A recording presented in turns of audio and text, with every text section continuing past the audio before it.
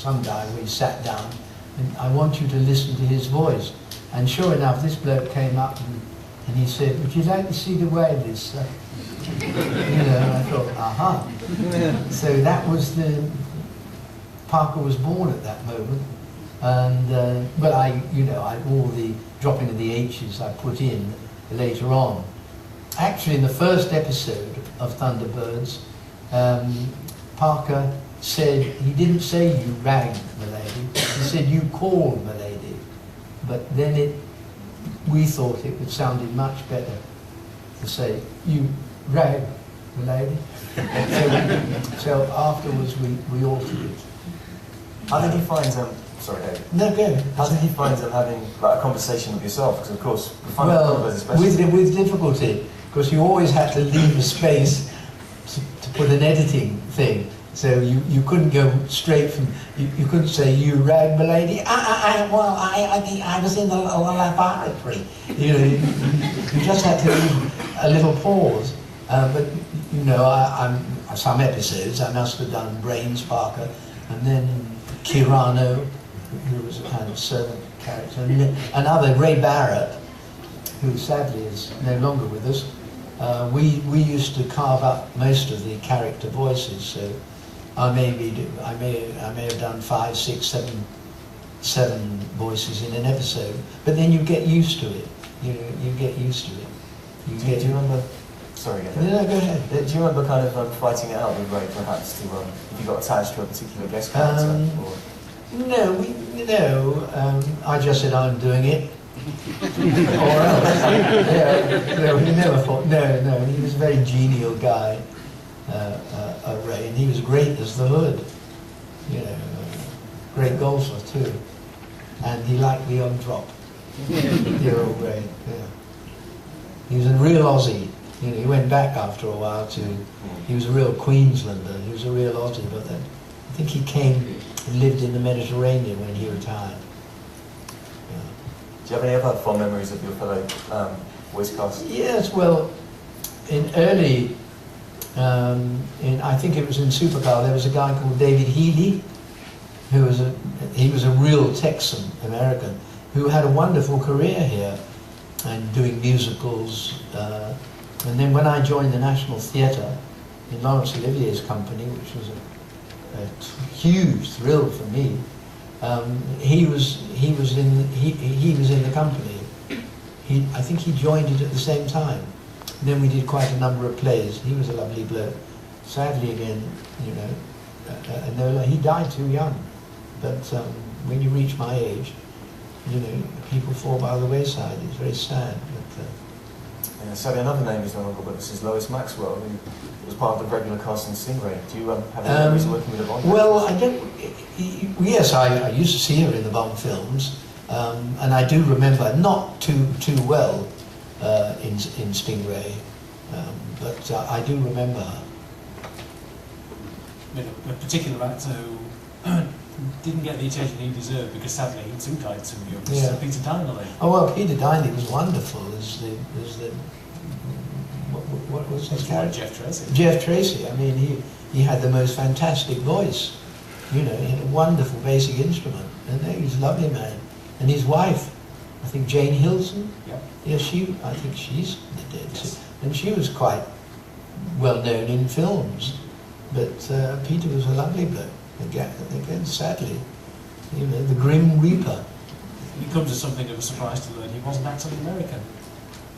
Was he English? Oh No. yes, from Hastings. Oh God, well you surprised me. You know I never knew that. I mean, he kept the Jeff Tracy voice on all day. He wasn't in the Battle of Hastings. No. He didn't fight in the battle. Well, I did. Perhaps I could ask him. My second name is Norman. I do the jokes.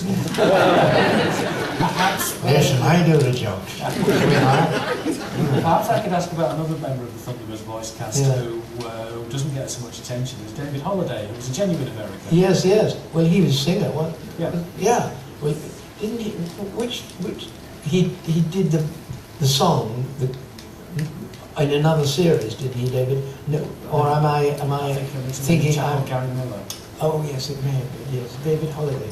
Michael Was he? Holiday, you're thinking of. Who? I think Michael you're thinking Holiday. of Michael Holiday. Yes, Michael you're Holiday. absolutely right. Michael Holiday. My memory deceives me, yes. I don't remember a lot about the chap you mentioned, David Holiday.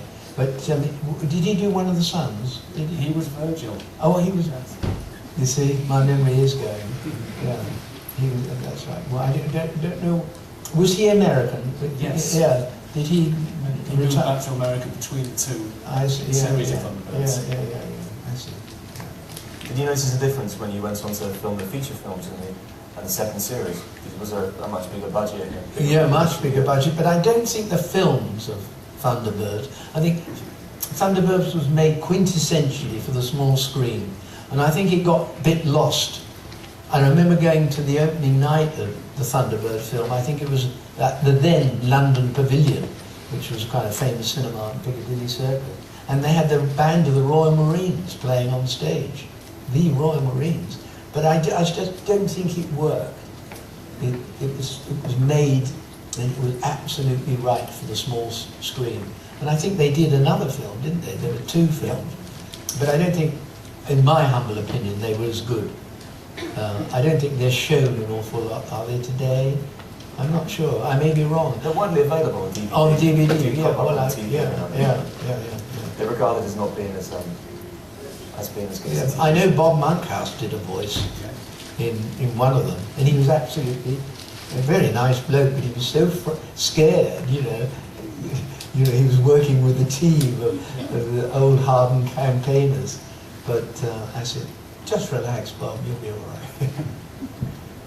Well, did it come as a surprise when, with subsequent series, Captain Scarlet and Joe 90, that the Andersons decided to cast the net wider and use a different set of voice actors? Yes, I mean, you know, I had a wonderful innings. I mean, 5 series. I mean, in this business, you know, you get one series and you expect, and you think that's it. I don't blame Jerry at all for casting the net wider. I'd had a wonderful innings. I mean, obviously, if he'd have offered it to me, I'd have said, yeah, sure, I'll do it. If I managed to come up with a suitable voice. But no. Just imagine David Graham doing Captain Scarlet, that'd be something. Yeah, that was Francis Matthews. Francis Matthews, who I'm. He's not. He usually.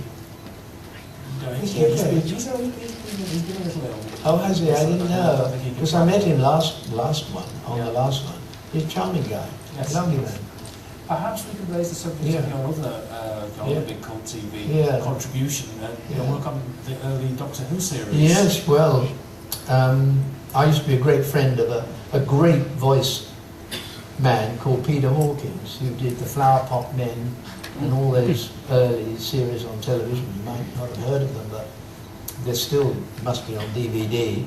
And through some happenstance and lucky set of circumstances, we were asked to create the Dalek voices, the original Dalek voices. And I remember we went down to Lime Grove Studios, as it then was. It used to be a film studio, but then... No, this was in Shepherd's Bush. Lime Grove, it's Shepherd's Bush, it's near Shepherd's Bush Green. And they had no idea what they wanted, and we just sat around kicking our ideas around. Thank you very much. Well, thank you.